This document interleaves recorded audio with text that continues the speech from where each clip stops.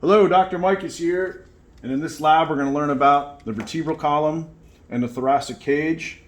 This is part of the axial skeleton. The vertebral column is a series of vertebrae stacked. There's 5 different classes, and we'll learn about those shortly. And the thoracic cage includes the 12 pairs of ribs and medially the sternum, to which the ribs are articulated. The ribs also articulate on the posterior side to the vertebral column itself. Here's a model of the vertebral column. Again, just showing the vertebrae in series. You can see that inferiorly, the sacral region articulates with the pelvis. We'll learn about the pelvis in a future lab.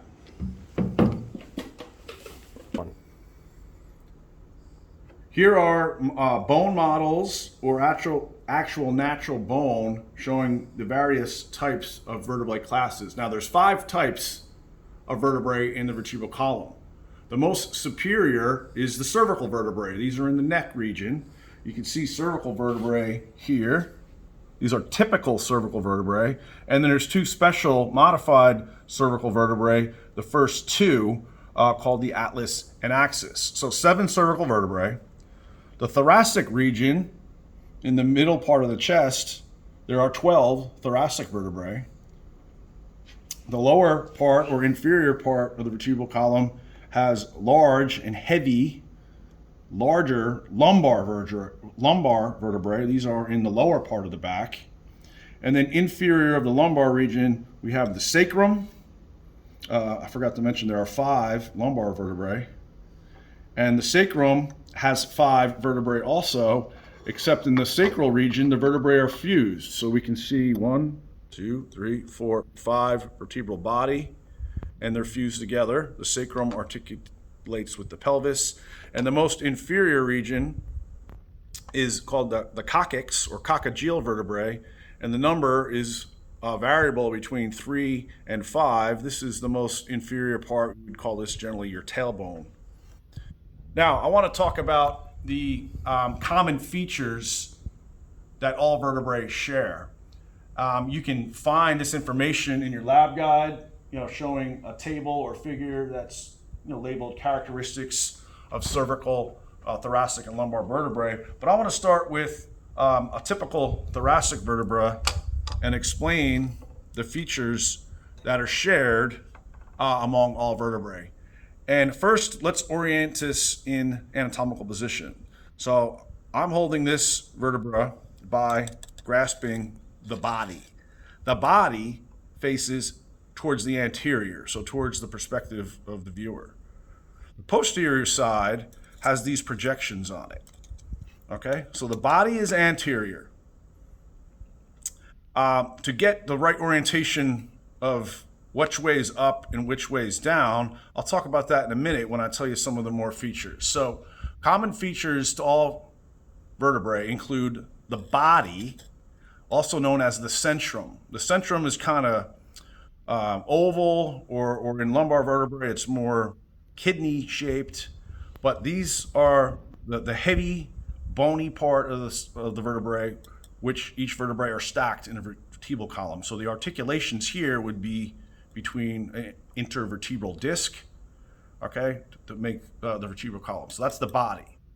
The next is just posterior of the body is an opening, right? Remember the term foramen from the skull lab. So the vertebral foramen is the opening, the large opening through the vertebrae. That's where the spinal cord passes. Now, the foramen, the opening, is surrounded by an arch, a vertebral arch.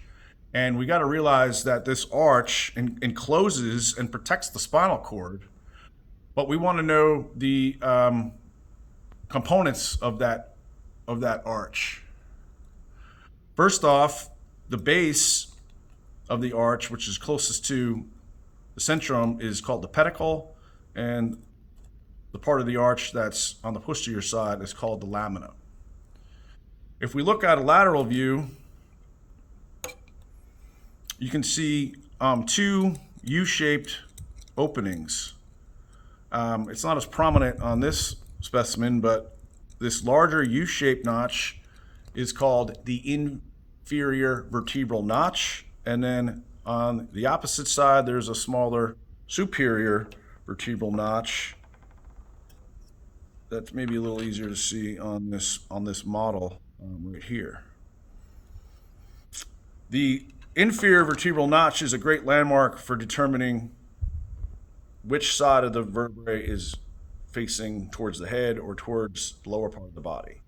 The inferior vertebral notch should be, again, it's a prominent opening or partial opening where it should be facing inferiorly as an upside down U. So in anatomical position, the vertebrae would be like this. Now what you can see is on this particular thoracic vertebrae is this projection is pointing downward. So to get the right anatomical position, centrum is anterior. This is called the spinous process, that is inferiorly projecting downward, and it's also facing on the dorsal side. So to determine the right orientation and anatomical position, look for the inferior vertebral notch. It should be an upside down U. Centrum should be facing anterior, and then this spinous process is posterior. The spinous process is what you can feel if you take your own finger and palpate. That is, feel maybe on the back of your neck or on the lower portion of your back. Those are the projections that you can feel as your backbone, if you will. Other shared features of common to vertebrae are what's known as transverse processes. Transverse processes are processes that extend laterally, that is to the sides, from your vertebral arch.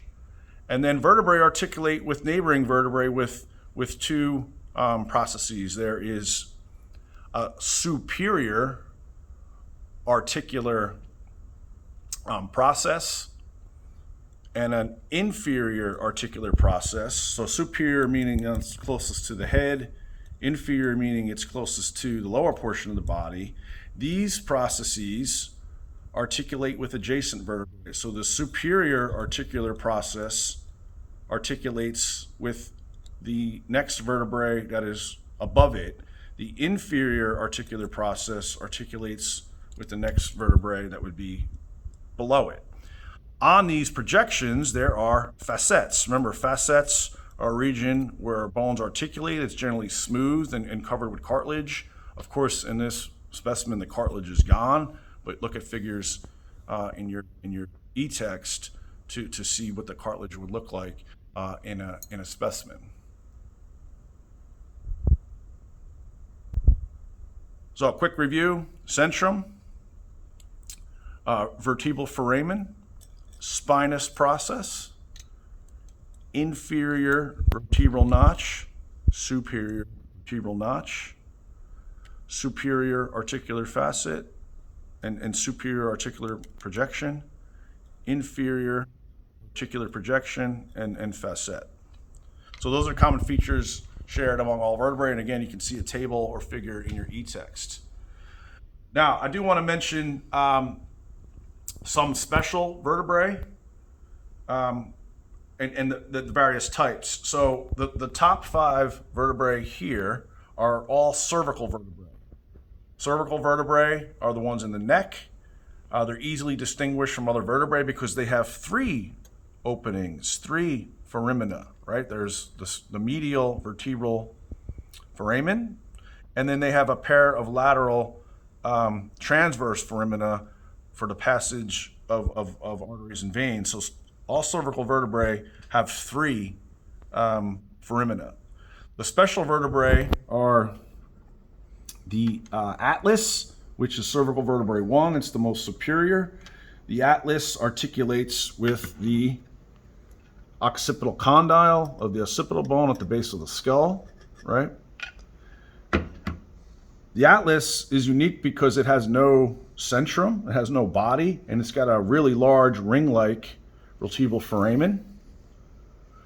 It has transverse processes, but there is no spinous process. And then the superior articular facet is very deep and concave. This is what articulates with the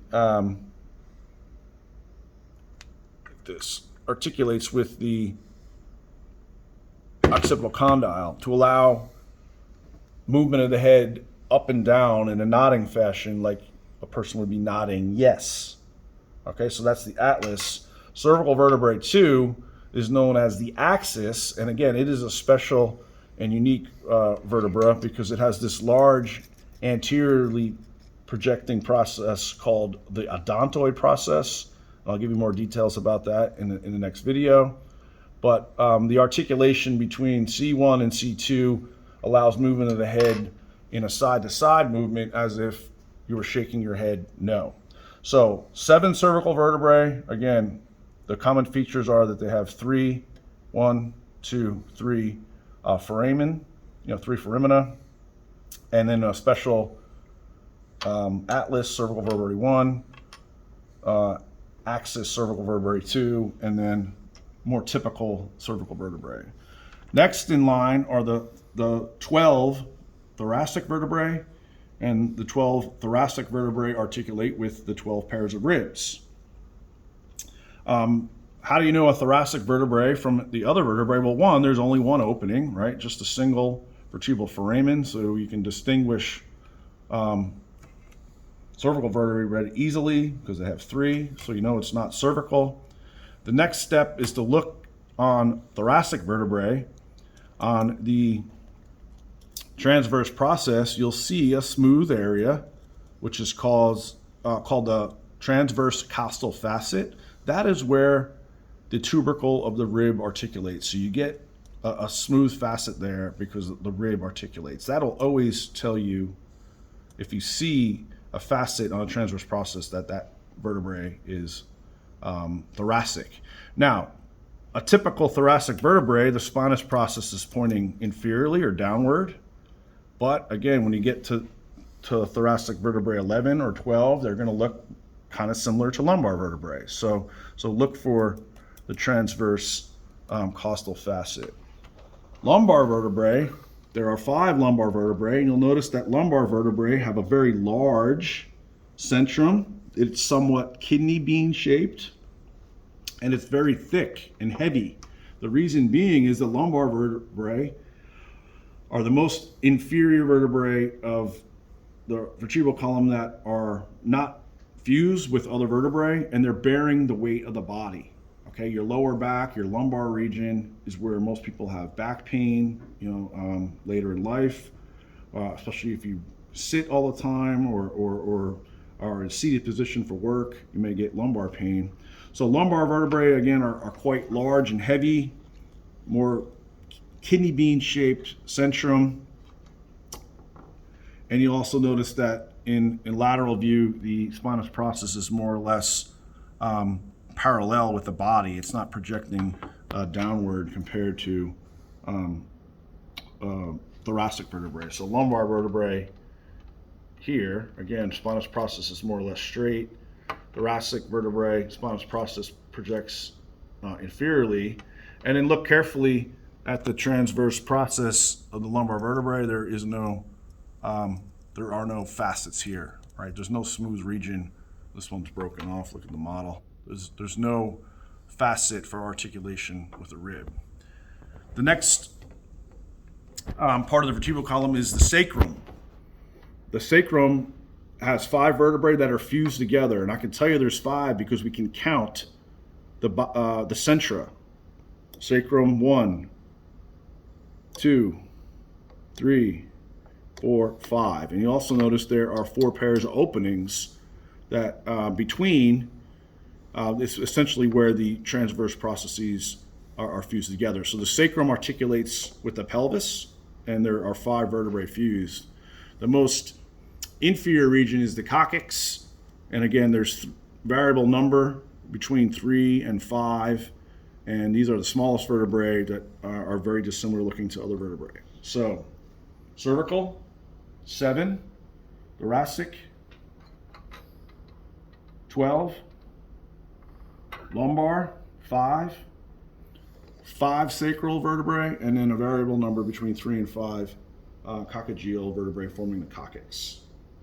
A good way to remember the number of vertebrae for each region of the vertebral column is a mnemonic that deals with when we typically eat our 3 meals. You usually have breakfast early in the morning, maybe at 7 a.m. So there's 7 cervical vertebrae. You usually have lunch about midday at 12 noon, 12 thoracic vertebrae. And you usually have dinner around 5 p.m. There are 5 lumbar vertebrae. So breakfast at 7 cervical, lunch at noon, 12 thoracic, dinner at 5 lumbar. 1. The last part of lab, what I want to introduce now is the thoracic cage. The thoracic cage consists of 12 pairs of lateral ribs. The thoracic cage protects the lung, the heart, and some other internal organs. Ribs are curved, and they articulate on the vertebral side, which is this end, and they articulate with the sternum via a cartilage on the sternal or anterior end. But we'll learn the details of the ribs in a future video. I want to mention the medial and anterior sternum. We commonly call this your breastbone, but we can recognize 3 regions. In fact, there are 3 bones that are fused together in adults. The superior region is called the manubrium, which articulates with the clavicles. We'll learn about that later. There's the medial body of the sternum, and then the inferior region, if we look at this specimen, shows a projecting xiphoid process. Xiphoid refers to pen or stylus or writing utensil, so you get this sharpened inferior projection. So 3 regions: manubrium, body of sternum, and then xiphoid process of sternum.